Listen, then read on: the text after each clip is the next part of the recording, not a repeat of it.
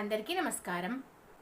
చంద్రబాబు నాయుడు గారు అధికారంలోకి వచ్చిన తర్వాత సూపర్ 6లో ఒక భాగమైన మహాశక్తి పథకంలో తల్లికి వందనం అనే ఒక పథకాన్ని తీసుకువచ్చారు. వందనం భాగంగా సంవత్సరానికి 15,000 చొప్పున ప్రతి ఇంట్లో ఎంతమంది విద్యార్థులు ఉన్నారో వాళ్ళకి అమౌంట్ అన్నది బ్యాంక్ అకౌంట్కి వేస్తానని చంద్రబాబు నాయుడు గారు ప్రకటించారు. ఇంట్లో 2-3 పిల్లలు ఉన్న ప్రతి ఒక్కరికి వేస్తారు. చదువుకున్న పిల్లలకి మాత్రమే ఈ పథకం అన్నది వర్తిస్తుంది.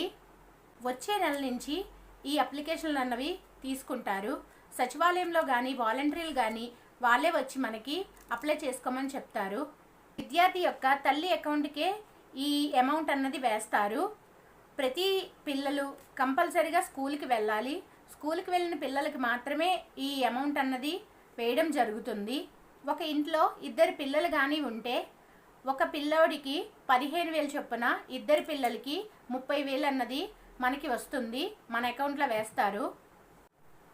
ఈ పథకం వల్ల మహిళలు చాలా ఆనందాన్ని వ్యక్తం చేస్తున్నారు.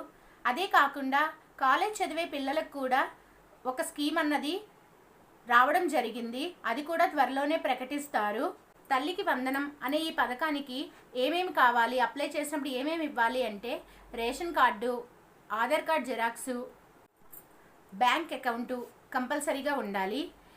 ఈ 3 ఉంటేనే మనం ఈ పథకానికి ఎలిజిబిలిటీ అవుతాము. రెగ్యులర్గా స్కూల్కి వెళ్ళిన వాళ్ళకి మాత్రమే ఈ పథకం అన్నది వస్తుంది. 75% హాజరు ఉండాలి, అంటే ప్రతిరోజు స్కూల్కి వెళ్ళాలి.